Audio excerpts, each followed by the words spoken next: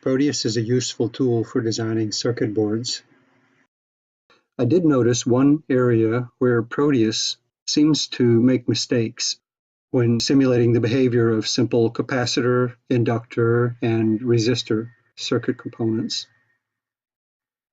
I made an example. This is a capacitor connected to a very high resistance.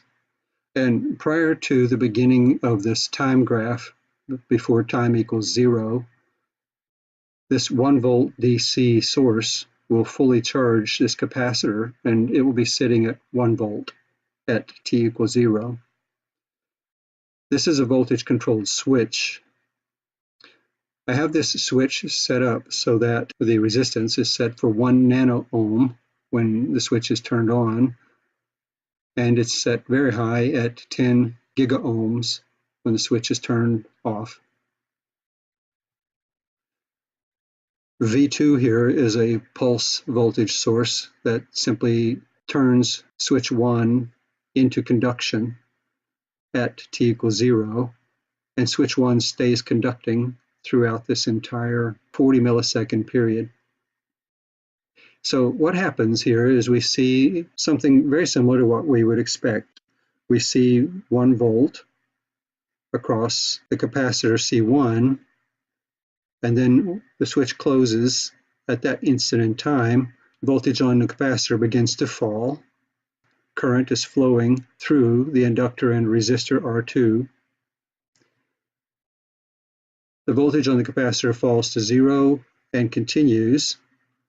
It doesn't quite reach -1 because while current was flowing, a little bit of energy was wasted as power was dissipated in R2.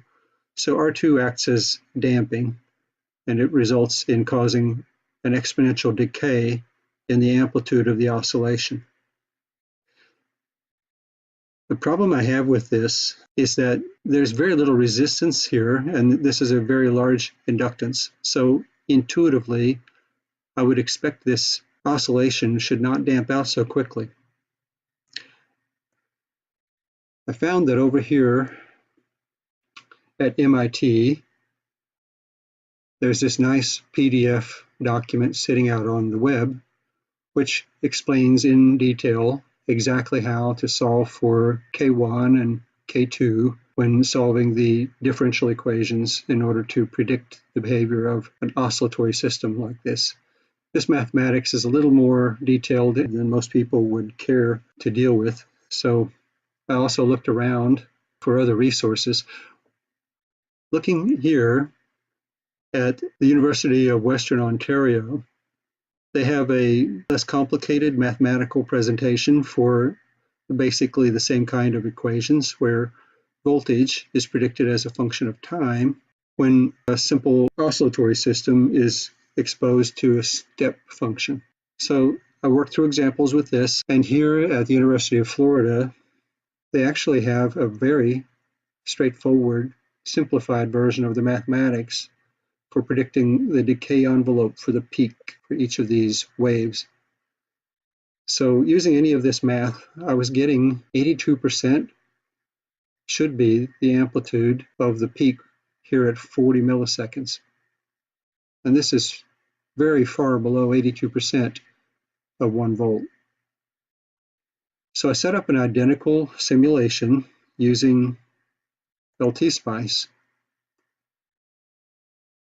Here I was also careful to have the voltage controlled switch conduct with 1 nano ohm of resistance when it's conducting and 10 giga ohms when it's not conducting. So here we see 82%. LT-Spice is following the math very precisely, and we do have a problem with Proteus. As much as I love this product, until this is resolved, I won't be using Proteus to predict the behavior of transients. I'll have to build a separate simulation using other simulators or else just do the math.